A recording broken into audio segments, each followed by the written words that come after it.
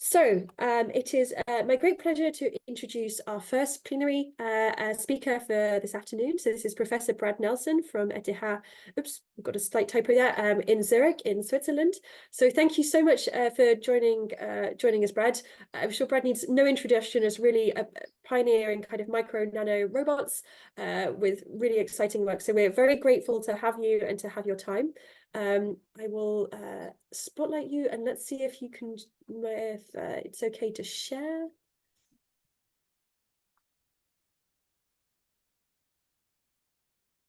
Okay. Okay. Does it look good? You got the right screen? Perfect. Thank you. Great. Okay. I guess I'll start. Thank you very much, Josie. It's a pleasure to be here. Thank you for the invitation.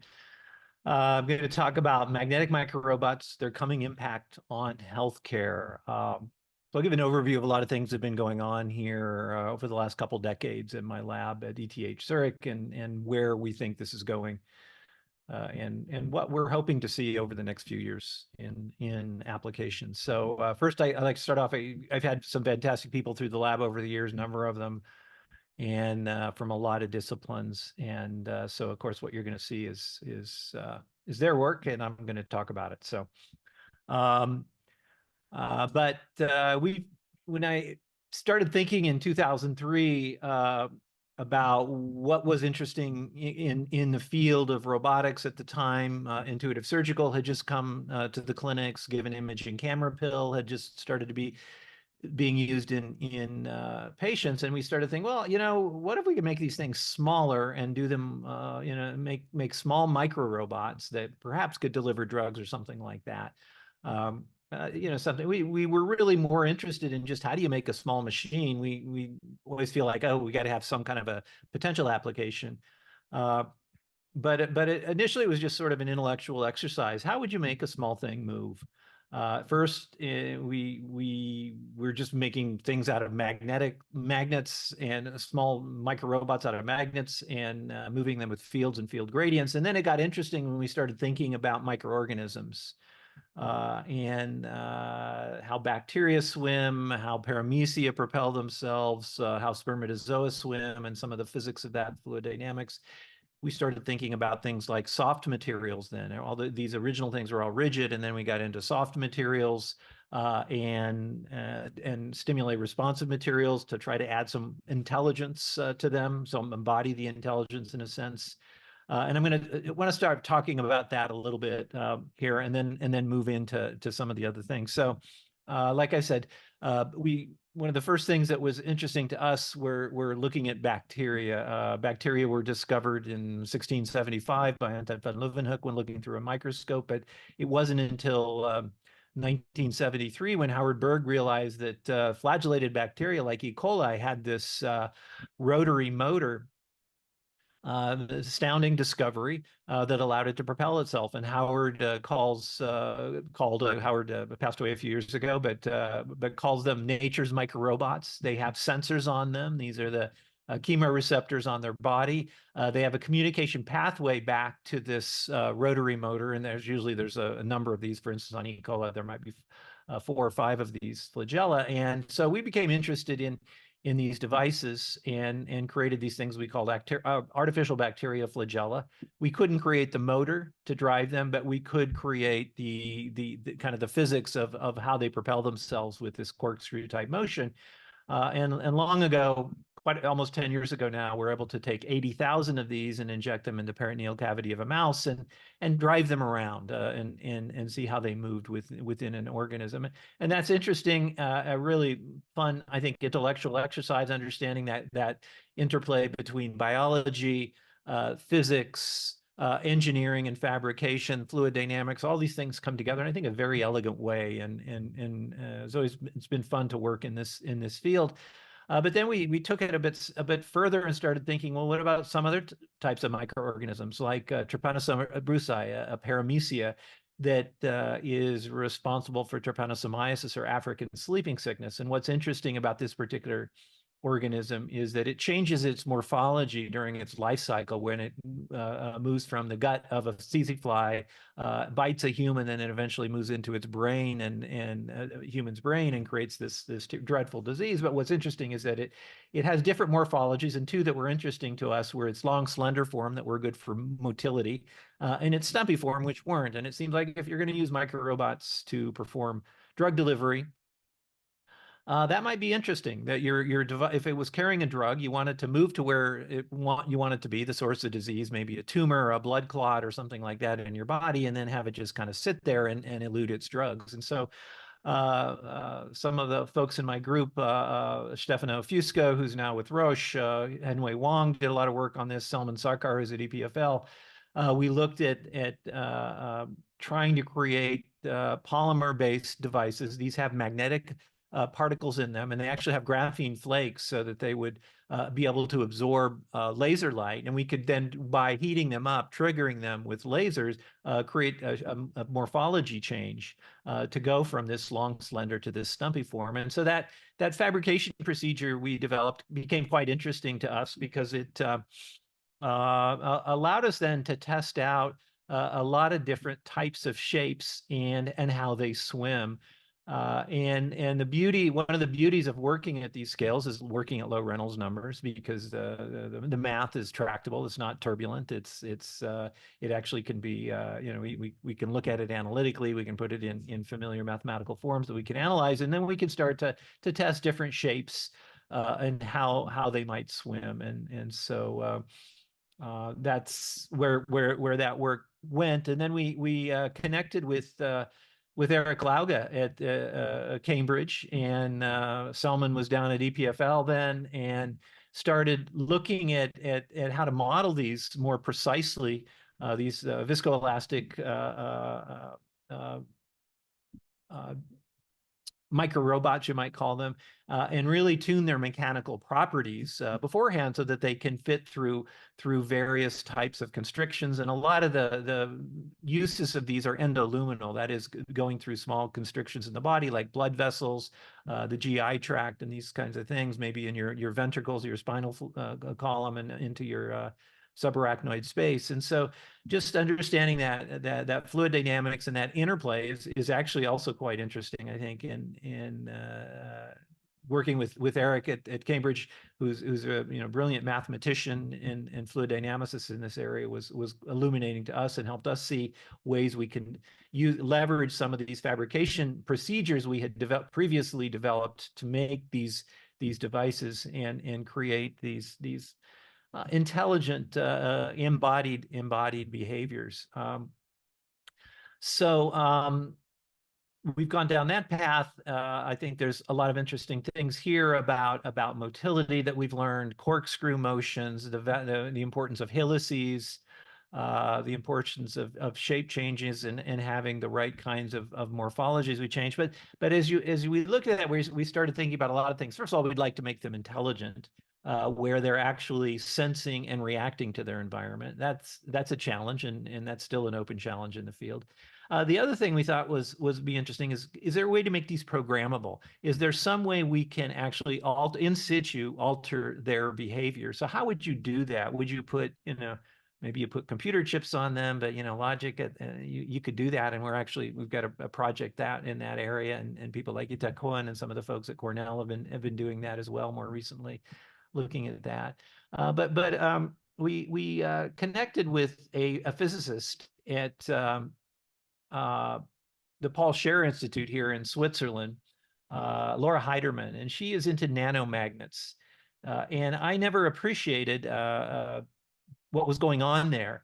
But just to give you an idea on this plot here, coercivity, that's the measure of how strong of a hard magnet you have. The higher the coercivity, the more permanent, the more it will remember its magnetic field, the harder it is to flip the magnetic domains. And it's very small scales. These are all super paramagnetic. They're these particles are basically single domain. And then at larger scales, where we usually have been working, you get multiple domains, and you get these magnetic domains to align by magnetizing them. But what I learned from Laura was that there was a sweet spot in the middle here in the hundreds of nanometer range. And if you, just by changing with the same magnetic material, but just by changing its shape, and in this case, we're using cobalt nickel, but just by changing its shape, we're able to get different anisotropies. And so that means by using the same material, but just changing the size of its shape, we can change how hard of a magnet it is, how permanent of a magnet it is. And so at larger scales, we get a high coercivity. At smaller scales, we get a lower coercivity. And so now we have a way that we can think of perhaps changing the behavior in situ. And the way we do that is, let's start with a simple panel of a soft device. It's got these 4 panels on it, and these are all flexible hinges. And if on each of those panels, we can expose the entire microstructure, and these structures are less than 100 microns in diameter. They're very tiny, but actually expose it to pulse it basically with high fields in one direction, and then pulse it with a bit lower field in another direction. And we can and also doing this at right angles, we can program the magnetization of each of these panels to be different.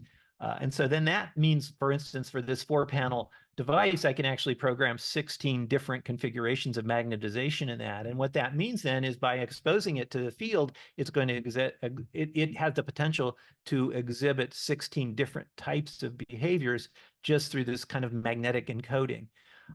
It's kind of cool when you think about it. It's like a disk drive, the old disk drive, disk drive that has magnetic domains on it.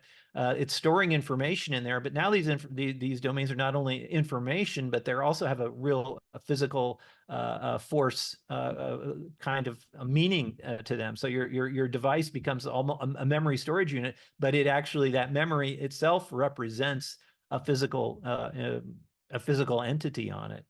And so we can do things like, here's 4 different conformations, all experiencing the same magnetic field, but exhibiting different behaviors from that field, that B field, just oscillating back and forth, and seeing it move in these different directions. That is a way we can actually start encoding behaviors at microscales. And you can see how small these things are. There's a 10 microns bar. And so this was work by Cui, who's now at Cornell, and Changyun Wang, who's at Peking University. These were postdocs in our 2 labs at the time.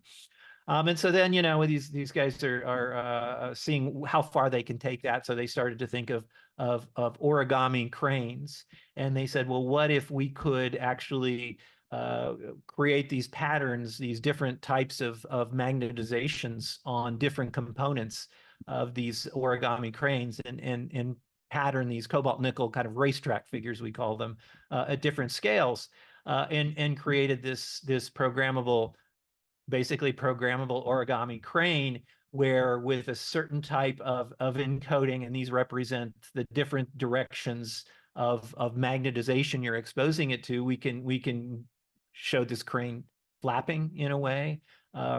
We then, with a different type of programming, we can get it to show a kind of a turning behavior. And then we can re-encode it again and show this sort of hovering type behavior. Remember, this is all low Reynolds number, so it's not really hovering in air, but it is in a liquid and working there. And then finally, we get this kind of side slipping motion that we look at, and I think that's intellectually quite kind of interesting, that you can actually create these encoded devices. Now, the next step in this field that people are working on would be to now start putting some logic elements. And so a lot of the work that's come out of labs like John Rogers in patterning circuits on flexible substrates and things like that can go in here, and that's where we're seeing some of the next stages of these intelligence going. But I'm fundamentally a robotics guy. I've been in the field now. This is my 40th anniversary. It was actually in 1984 when I started reading robotics research papers as a master's student a long time ago. And so people would sometimes look at this and say, well, isn't this just really materials and fabrication? What's robotics about this? Well, I don't need to explain that to you, But it is true. A lot of what we do is materials and fabrication. And my co-director in my lab is Salvador Pane. He's a chemist, and it's been a very fruitful collaboration for us to work together. Me bringing the robotics perspective, and his bringing a strong materials perspective to this. And there's a lot of issues we need to think about. We like to use magnetics because we don't have to touch devices. We can just blast the fields in. So we focus a lot on magnetic materials and what we can use there. Now, as we start looking at translating this research out of the lab and into the clinic, we have to think about biocompatibility and preferably biodegradability, where eventually these materials dissolve and harmlessly into the body if that's where they're going to be used. That puts tremendous constraints on us because that really reduces the materials that we have available for selection. We can no longer use, for instance, rare earth magnets if we need them to stay in the body. We can no longer use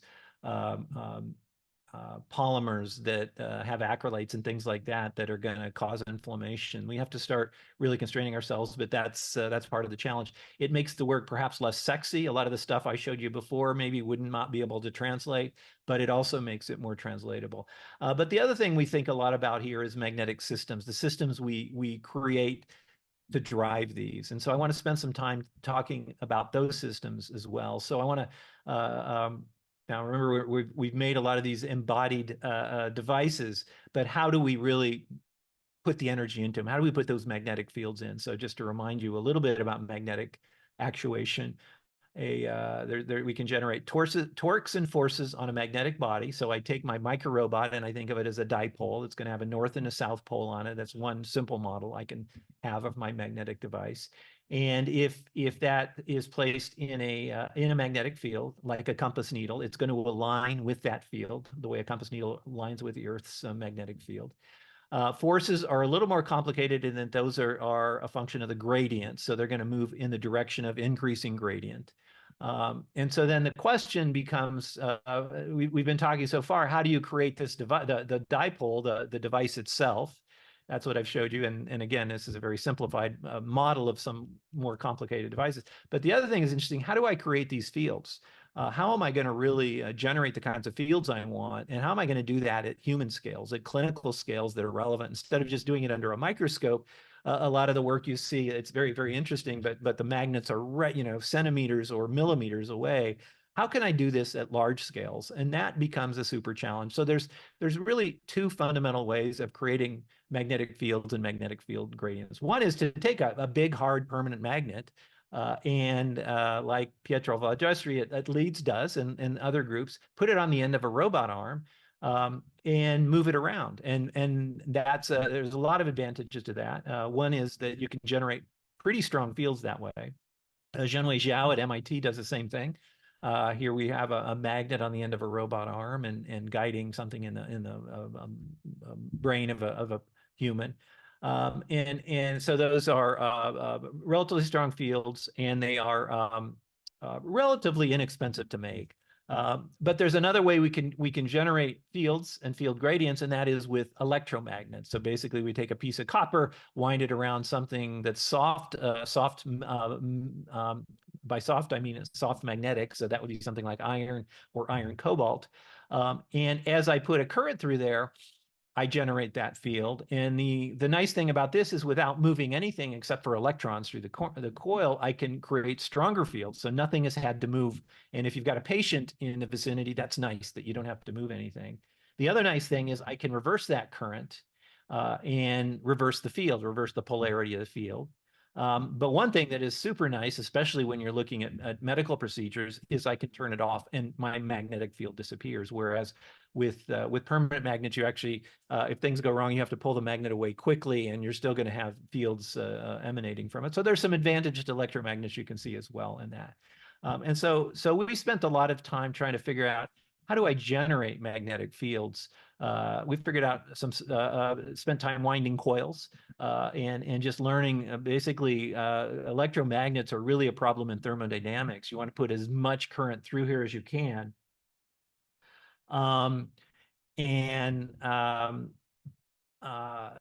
the issue is, of course, you put too much current in and the thing starts heating up and stuff starts to melt. And so you got to get that heat out of there. And so we thought a lot of over the years about how to put as much current as we can while keeping everything stable. Now, the other thing I want to mention about electromagnets is we're not going to just use a single electromagnet. Like with permanent magnets, you can move them around, but with a single electromagnet, actually, I'm going to use a configuration of those. And typically, we use between 3 and 8. And about 14, 15 years ago now, we realized how we can place this within a mathematical framework that's almost identical to that we use for robot arms. So, of course, as roboticists, we know you put in through the manipulator Jacobian, you put in joint velocities and you get end effector motion out. Similarly, with our coils, we put in currents in each of our electromagnetic coils, and what we get is a field and gradient out, or a force and a torque. And there's a lot of really interesting math. And by realizing when we realized we could put this within this framework, we realize now we've got over half a century of robotics, kinematics, dynamics, control work that we can bring to bear on the problem. And so that then gives us some benefits there. So we built a number of these, what we call electromagnetic navigation systems over the years. It allowed us to very precisely control, for instance, this about 1 millimeter to 2 millimeter sized microrobot. It's actually a piece of nickel in this case, with 5 degrees of freedom. So it's X, Y, Z, and then the 2 pointing directions, and using 8 electromagnets. It turns out mathematically 8 is the minimum number you need for that. And we have a paper that you can look at on minimum bounds that will explain that to you. So we built a lot of systems over the years. In 2015, we built a clinical system that weighed 7 tons called the Aeon Focus, installed in a hospital here in Zurich to guide catheters. Instead of microrobots, these are guiding catheters to do ablation procedures in patients that were suffering from heart arrhythmias. We did 7 humans with that. We learned a lot of lessons about translating this. And one of the lessons we learned was if you go to a hospital and you say, I want to put a 7-ton machine in your hospital, it's going to cost you a few $1,000,000. You're going to have to take your operating room out of commission for a while we install it. That's a hard sell. And we started realizing we really needed to start thinking about how to make smaller systems and portable systems. And so where we've gone now, and it took us 5 years, and we figured out how we can make a system that's about, instead of going for 7 tons, we're looking at about 350 kilograms. So about 20 times less in size, portable, much easier to install. And so that system then, I'll talk a little bit about it, but it can generate the fields we need to do things. Instead of guiding microrobots, though, it can guide catheters, guide wires, endoscopes, and that. And so that's system we call our Navion, electromagnetic navigation system. And so we've got the Navion, which is this portable system. We also spent a lot of time now developing magnetic catheters, guide wires, endoscopes, and the mechanical properties of those are very, very important to embody intelligence, you could say, I guess, in a way. But to get the right mechanical match between these fields emanating here and the response you need from your materials. We do use a mechanical advancer to move it backwards and forwards so that it can come out of the body. That takes care of one of our biocompatible problems, in that we can use rare earth magnets so that it doesn't have to degrade. And then the other thing is it's a very much a robotic system. All our systems are ROS based and are real robots. And so I call them, in fact, we just had a paper just came out recently, a short paper on electromagnetic robot for navigating medical devices that kind of talks about that. So what are we going to do with these things? What are some of the applications? And one of the things we focused on, I mentioned heart arrhythmias previously, but one of the things that's become interesting is looking at ischemic stroke. So stroke is the second leading cause of death, and 87% of strokes are ischemic. That is, there's a blood clot in the brain somewhere. The problem with these, of course, is that blood clot blocks flow to the brain tissue dies, And if the patient doesn't die, they're often going to have serious long-term disability if that blood clot is not properly removed. And over the last decade, interventional neuroradiologists have realized that one of the best ways of treating these blood clots is something called a mechanical thrombectomy, in which you actually go in and mechanically remove that blood clot. And the approach is you typically go in through the femoral artery. You could go through the radial artery in the arm, but there's some sharp bends that need to be made there. So they go in through the femoral artery and they basically push this wire up into the brain. They push, they pull, and they rotate it to try to get it into place. That's why they have bends here, so you can rotate through bifurcations and things like that. And this is a classic non-collocation problem because the surgeon is actually looking at an X-ray image while they're guiding this device.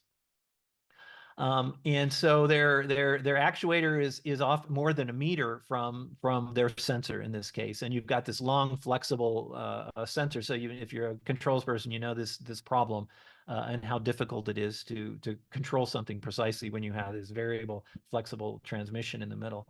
And so that's one of the benefits of the work we've done with medical robotics is we can use everything we've learned on how to control microrobots now to control the tips of these if we magnetize them. And so one of the things that's of course important to realize is that the vascular access, if you want to get up to these blood clots in the brain, is a vascular. There's great tortuosity, all sorts of routes that are difficult to navigate and can take time. There's also friction. You get things like bending, buckling, huckling are some of the words that are used, and so this can be a real challenge. And so we've thought a lot about that, a lot about modeling these and how you can design your micro robots or your soft robots, your soft catheters to navigate that. I've done a lot of work on modeling. This is a simulation using SOFA, the Soft Robotics Framework, a software framework that we use. We can do some good modeling actually that's really quite useful for design and for training. To try to understand how to design these. And so recently we just had a paper come out on also inspired somewhat by our original bacteria work with helical motion, but using a helical catheter, helical guide wire to help us navigate through this tortuous vasculature to reach the blood clot up in the brain. So got some videos here. This shows a on the left is just a magnetic catheter being guided, and you can see that buckling going on. And on the right is our helical device that is able to softly engage with the vessel wall and help move itself through. And I like this next video here shows the difference between our helical structure on the right and just a guided catheter on the left. I think this is the world's most dexterous catheter. I don't know of anybody who's published anything. There are some good mechanics, solid mechanics underlying this. A lot of models we've done on optimizing this and determining the right configuration of the coil, the right design of that coil. To get it to perform in this fashion. And so here's an example of this is a human-sized vasculature. Of course, it's a phantom. This is where the heart is. This would be coming in from a radial axis. That would be an arm where you've got to make this sharp turn up the aortic arch. Typically, surgeons don't do this because it's such a sharp turn. They would come down from below and come up this way. But we're able to generate this and then reach high up into the brain, where the typical location of where these blood clots are, often right around where your eyes are, is where some of these are. But there's a lot of modeling that's gone into this, a lot of understanding of the workspace, the magnetic fields that our Navion, our electromagnetic navigation system, can generate, and then that tells us the kinds of forces and torques that can be generated at these locations. And here we coming in at this insertion, we're able to generate enough torque on the catheter, on the guide wire, to make this sharp turn and move towards the target. There's a lot that goes into the design of our catheter. It's an articulating magnetic tip. It's flexible. It is soft. It has a relatively large magnetic volume so that we can generate this particular device is about 900 microns. It's less than a millimeter in diameter. And you can see above just the softness, and below just shows its response within the magnetic field. And so now this next video is going to show you the device actually moving through the vasculature. This is at the aortic arch. This would be guided under supervisory control from an interventional neuroradiologist up through the central cerebral artery, just showing that, you know, basically you can choose however you want to move, whatever path you want to go. As long as you can see it. And the way it's typically seen is with fluoroscopy. We're showing you a visual image here. Now you're going through the middle cerebral artery, heading up to these bulbs. You see these bulges; those represent aneurysms in this particular phantom, and we're able to move it quite dexterously throughout the vascular axis here. And you can see this is speeded up a bit, but not a lot. So.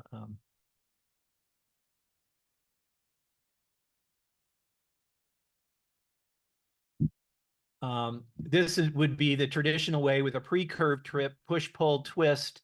This is our magnetic tip, and it helps you get there much more quickly and treat the disease more quickly. And this is the stroke, and this is key to a successful outcome for the patient is doing this as rapidly as possible. Because there's two points to this. One is the surgeon can get in there quicker and reach the point quicker, we think. And the other is the remote procedure, and I'll talk about that in a little bit. But one of the things I want to stress with stroke is that time is brain. Surgeons say that. And we have a spin-off company called Nanoflex, and their mission is to try to improve the speed with which patients can be treated. And there is a lot of data out there that surgeons, that medical health professionals have collected. One paper shows that if you have the onset stroke symptoms and you're treated within 150 minutes of the onset of those symptoms, and by the way, those symptoms are FAST is the acronym for that. If your face, if your arm, if your speech, if you're having problems with any of those, you should immediately think, am I having a stroke? And if you are, you need to get to a hospital as quickly as possible. If you get there within 150 minutes, statistics show you have a 90% chance of being functionally independent after that. And so not only can you move these devices quicker, we think, but the other thing is it also lends itself, because you don't have that non-collocation problem. You're actually operating within the image space in a sense. That we can do remote procedures more precisely. So, you know, typically a patient knows has stroke onset. They need to get to a hospital quickly. They need to get diagnosed to make sure that's what's actually going on, and then they need to be at a stroke center. And time is of the essence. And a lot of clinics, in fact, most clinics don't have a stroke center. You've got to be in a large population center. Here I am. Luckily, I'm here in Zurich, and just about a 5-minute walk away from me is the University Hospital, where you could be treated for a stroke. But if I were up in the mountains and it happened to be a nasty day and the helicopters couldn't fly, it could take a long time to get there. So what we're hoping that we can do by doing this remotely is remove this time where you've got to get to the stroke center, and reduce that window of time by an hour and 30 minutes or more before you can then reperfuse. And so the whole concept of this is kind of captured in this next animation. So we've got our Navion, we have our guide wire here. This is the patient, and this is the mechanical advancer. This would be the controller that the surgeon standing next to the patient would be controlling. They would be looking at X-rays. They would be looking at fluoroscopy input, and the blue here represents the guide wire. The green is the following catheter, the aspiration catheter. This is the aortic arch, and as soon as you get up close here where you need a sharp bend, your Navion kicks in, generates the fields you need to achieve that bend. Then the advancer can continue pushing up the guide wire. The working catheter is following. you're moving through these tortuosities, hopefully elegantly. And where you're heading is right here. This would be, in this case, represents the blood clot that we're looking to aspirate, to basically suck out, put a little negative pressure on in the catheter. You're going to get up there. Your working catheter now gets within a line of it. Your guide wire is going to be removed, and then the procedure occurs. And so then the surgeon could be standing right next to the patient here. Now there's harmful X-rays, radiations, and you don't want to do this all day, or if you don't have to. So you can also be sitting outside of the control room and guiding it remotely, or you can be in the city far away. In fact, we recently did a mechanical thrombectomy on a Phantom from Mayo Clinic in Arizona to our lab here at ETH Zurich. So that's 9,000 kilometers away. We're able to demonstrate a whole procedure. Here's some of our animal trials we've done. This is Philip Gruber at another stroke center at Kantonsspital Aarau, one of the cantons next door here to Zurich, to the Zurich canton. He's guiding this, in this case, with a PlayStation. This, again, is that at 900 micron diameter guide wire helical device, and he's just basically moving it at will as through in this case, this is a large animal. This is a pig through there, and is able to demonstrate that in this case. And just to give you an idea of, this would be the standard of care. This is the push, pull, twist approach. It works. Surgeons are very good at it, but they've trained. Philip had to train 7 years before he's allowed to do his own procedures just on this kind of a procedure. Our technology is able to much more rapidly, since you have endpoint control, move it through that vasculature. And here in that animal that I just showed you is the sharp turn. I think, yeah, there we go. Able to make that sharp turn. That's very difficult to do with current technologies. Philip, when he did that, said, "I'm not sure I could do that. It could take me hours to be able to achieve that kind of a turn." And so we thought that was pretty interesting. So we had preoperative image on our pig, and we're able to capture all the geometry of that. We built both an in vitro and an in silico model. So this is in SOFA. This is an in silico model, and really try to develop an understanding of the physics of what's going on. So this is in vivo. This is a simulation, and really try to understand those interactions then of our guide wire with the wall, the kind of forces that are being generated.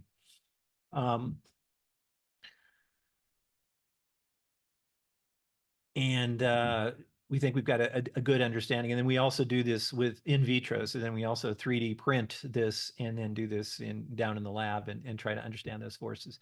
One of the other things that is extremely difficult to do with these kinds of endoluminal devices is open space navigation. Of course, there are gastroscopes, there are colonoscopes, but these procedures can be challenging to navigate in open spaces. I talked about ablation in the heart, doing a cardiac ablation within the atriums and ventricles of the heart. Also, fetal surgery is often there's certain procedures done there, and so we've been thinking about this for a long time. And we're also actively working in this. So we see this platform not just for neurovascular procedures, but we also see it as a platform for several other types of procedures. For instance, large aneurysms that need to be filled. We still work on cardiac ablation. We have a project, an EU project, and we've done procedures in Phantoms between the hospital in Madrid here and here in Zurich. We work in Hong Kong and do gastroscopies, and we've just did some animal trials last October in large animals and pigs there, demonstrating this procedure. And very recently, we've done fetal surgery. We just last week did some sheep trials with pregnant sheep and showed these ablation procedures. In this case, this is an interesting. We just published a paper, I think just came out last week or the week before, in Advanced Science on how twin-to-twin transfusion syndrome using this. This is a case where you've got twins that share the same placenta, and sometimes they want to, if one twin is getting too much blood and the other's not enough, we can use our device to go in and ablate those blood vessels and provide nice, precise control for a laser ablation procedure to try to balance out the blood flow that each of those twins are getting. And so these are all the types of procedures that we think this system can be useful for. So we've gone down the path. We're moving through trying to get through some regulatory hurdles here. We work with large animals, clinical scale. We work with a lot of surgeons on these, and we're trying to move this then to translate it out. But still, we are still focused on microrobots, on being inspired by microorganisms. We see our Navion platform, our magnetic field platform, as really a stepping stone into the clinic, where we then can release devices that can treat stroke, that can treat gliomas, these aggressive brain tumors, and things like that. So we keep going down there by trying to look at how we can translate some of these.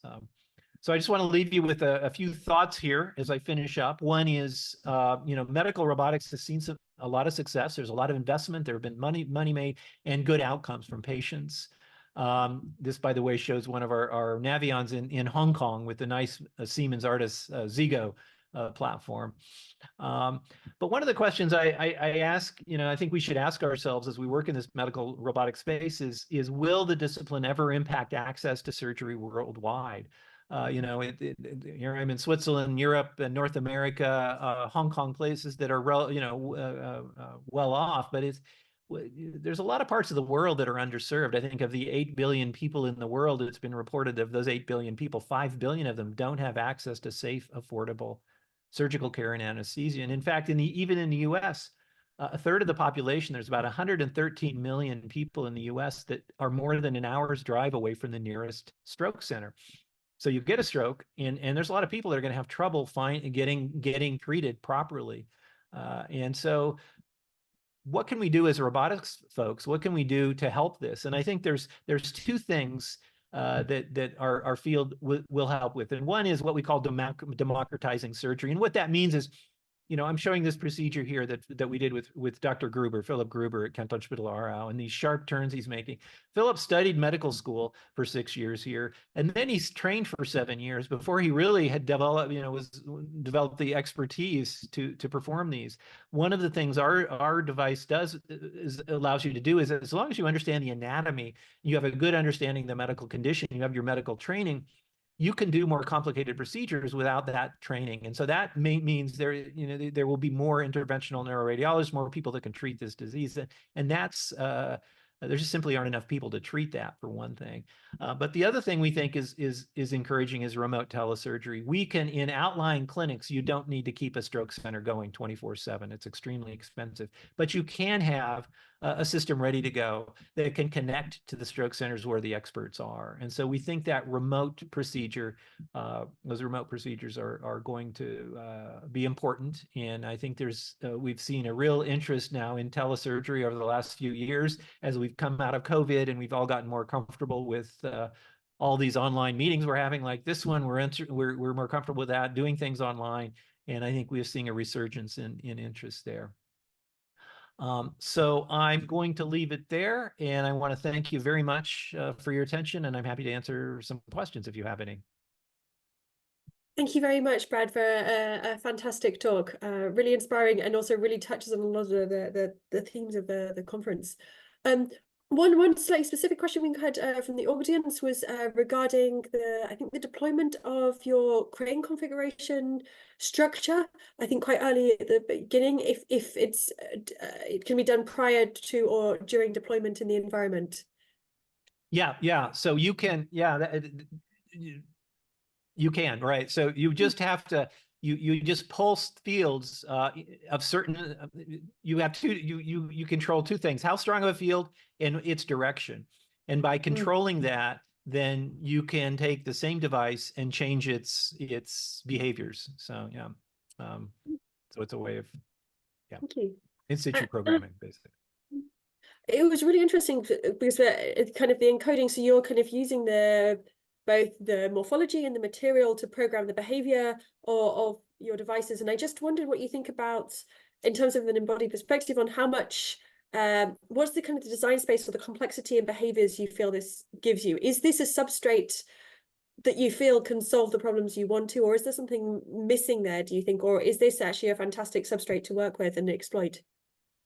Yeah, I think that's I think an exciting area to think about. I think there's a lot that you can do on planning, understanding what are the configurations you might want. How would you design something that can demonstrate all those configurations? I think these are open problems that we don't quite know how to solve. I mean, I showed the 4-panel device, Yep. and I said, okay, there's Yep. 16 different configurations. That's a pretty easy calculation. Yes. Are they all useful? No, probably not. But then what other shapes can we do? And I think this switching magnetization there that's actually pretty open space. I think there's a lot of interesting topics to think about there. Yeah. And I was also wondering that it was interesting. So you talked about the using kind of SOFA and other kind of simulators, and also your physical phantoms for testing, and actually using them also as for training your controllers. So do you experience kind of the sim to real gap with your systems, or actually can you quite well simulate? Are the interactions between your robots and the environment actually quite simulatable? And as you say, this makes them useful for design and training. Yeah. Well, we're lucky because we don't have little kids on bikes riding in front of us that we hadn't planned for and things like that, right? Like with self-driving cars, right? So it's not perfect, but what's really nice about the SOFA framework for us is it allows us, for instance, like on our catheters, we went through and we looked at various placements of magnets. So you just don't put usually a single magnet on the end of the catheter, but you actually the way you configure the end of that catheter is actually you have a lot of design space there. And so, it takes time, as we all know, it takes time to build these things and test them. But actually the SOFA framework in silico, we can actually do a lot of simulations to look at these different configurations and then narrow down the space. And that's useful to us. Is it, how accurate is it? We don't know yet because it's really hard to actually measure these forces in situ. Yeah. We're working on it, but at least we can see the behavior and we can understand that it's quite useful to us. So I think that's a benefit. So there's useful to it. The other thing that's really nice about this is it's a great training tool for the surgeons to come in because they can then get a real feel for the system because it is a different procedure for them. It does change their procedure a little bit, and you can kind of gamify it, right? And get them to go in and navigate through different kinds of mazes and things like that and get a real feel for the system. And it gives them a good sense of how to interact with the different user interfaces. It gives us a sense of what's a good interface, what's a bad interface, and so it's got those components to it. Actually, that was the following question was about the human side, because I guess your robot is also determined by the functionality and the embodiment of your human in that loop. So that interface between the human and the robot control interface, I guess, is also a significant component of making these robots more agile and exploiting their functionality. Right. And often you will, a patient, depending on the procedure, if it's a stroke, you typically would do a CT and you want to get them treated right away just to make sure where it is. Yep. But for an aneurysm, those will often be planned out days in advance. And so you could get a full MR, have a full 3D map of your patient and actually practice, because these if you got an aneurysm you want to fill and the surgeon makes the wrong move, that's a really bad outcome, right? And so it actually gives surgeons a chance to practice and understand and look at it differently. And then we could start with our SOFA framework looking at our simulation, looking at interactions. And I don't think we'll make suggestions to them, but we can at least give an indication where we think forces could be generated that you might not want to do. Yeah. And actually, one just finish with the couple of questions from the chat. One is regarding the telesurgery and the internet connection. If kind of IP-based connection, is the latency an issue in this kind of tele kind of? Yeah, well, it is. When you have hard interactions with surfaces, of course, latency is very, very important. But luckily, these are relatively soft interactions. So there was a paper. There was a paper. Corindus, I think, published. There's a company Siemens bought some years ago. I think they showed latencies up to 250 milliseconds aren't a problem. 400 milliseconds even aren't a problem. And I do I'm not so worried about that. If I were doing, like an intuitive surgical procedure, and I was, doing a nephrectomy, some kidney surgery or something, I would want to have a super fast feedback. But for these kind of procedures, I don't think latency is so key. But you have a lot of options on the internet these days, in guaranteeing latency, spending more money for low latency connections, high bandwidth connections.